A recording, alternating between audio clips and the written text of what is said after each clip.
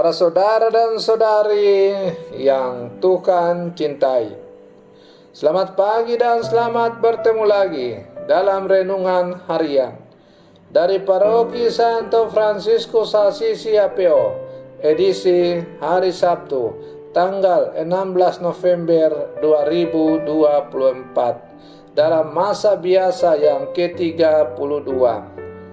Mengawali hari yang baru ini, kita hendak mendengar dan merenungkan sabda Tuhan. Marilah sebelum kita mendengar dan merenungkan sabda Tuhan, kita berdoa.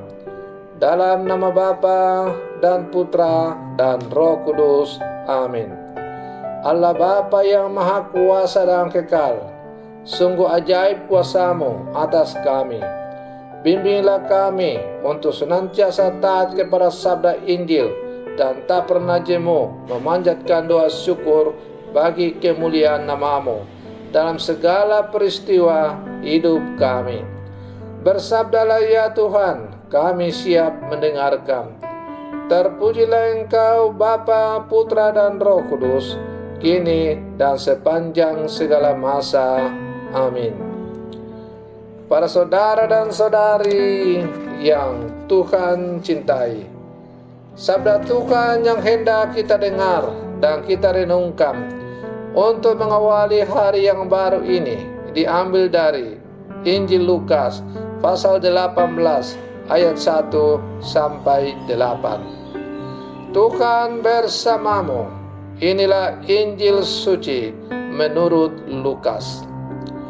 Pada suatu ketika, Yesus menceritakan suatu perumpamaan kepada murid-muridnya untuk menegaskan bahwa mereka harus selalu berdoa dengan tidak jemu-jemunya. Ia berkata, di suatu kota ada seorang hakim yang tidak takut akan Allah dan tidak menghormati siapapun. Di kota itu ada pula seorang janda yang selalu datang kepada hakim itu dan berkata, "Belalah aku terhadap lawanku." Beberapa waktu lamanya hakim itu menolak. Tetapi ia kemudian berkata dalam hatinya, "Walaupun aku tidak takut akan Allah dan tidak menghormati siapapun, namun karena janda ini menyusahkan daku, baiklah aku membenarkan dia, supaya ia jangan terus-menerus datang dan akhirnya menyerang aku." Lalu Yesus berkata, "Camkanlah perkataan hakim yang lalim itu. Bukankah Allah akan membenarkan para pilihannya yang siang malam berseru kepadanya? Dan adakah ia mengulur-ulur waktu sebelum menolong mereka? Aku berkata kepadamu, ia akan segera menolong mereka. Akan tetapi, jika Anak Manusia datang, adakah ia menemukan iman di bumi ini?" Demikianlah sabda Tuhan. Para saudara dan saudari yang Tuhan cintai, doa adalah nafas hidup bagi orang yang sungguh beriman. Doa membawa orang-orang beriman dekat pada Tuhan dan pada saat yang sama menjauhkan kita dari pengaruh iblis. Melalui doa, orang beriman berseru kepada Tuhan untuk memohon perlindungan dan kekuatan dalam hidup. Mereka dimampukan untuk kuat bertahan terhadap lawan, yaitu pengaruh dan godaan untuk jatuh dalam dosa. Tidakkah Allah akan memberikan keadilan kepada orang-orang pilihannya yang siang malam berseru kepadanya? Apakah ia mengulur-ulur waktu sebelum menolong mereka?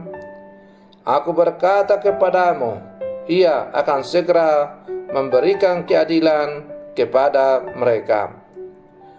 Para saudara dan saudari yang Tuhan cintai, Tuhan Yesus dalam perumpamaan tentang hakim yang tidak adil, sebagaimana kita dengar dalam cerita Injil yang diperdengarkan kepada kita pada hari ini, menyatakan Allah yang senantiasa mendengar orang-orang yang berseru kepadanya, dan pada akhir zaman Ia seperti seorang hakim akan membela mereka.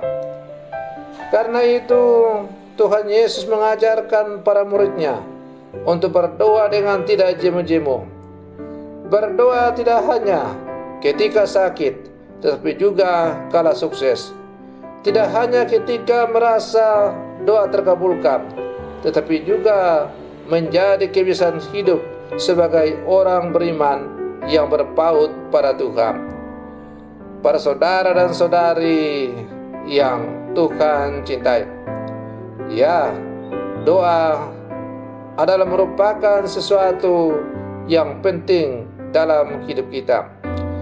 Doa adalah makanan pokok rohani kita. Sebagaimana jasmani kita akan lapar apabila kita tidak makan makanan jasmani seperti nasi, ubi, petatas, keladi, sayur, ikan, dan lain-lain. Maka demikian pula halnya hidup rohani kita akan sakit apabila kita tidak makan makanan yang namanya doa itu. Doa adalah komunikasi pribadi antara Allah dengan si pendoa itu. Di dalam doa itu kita bercakap-cakap secara pribadi dengan Allah, ibarat bercakap-cakap antara seorang anak dengan bapaknya.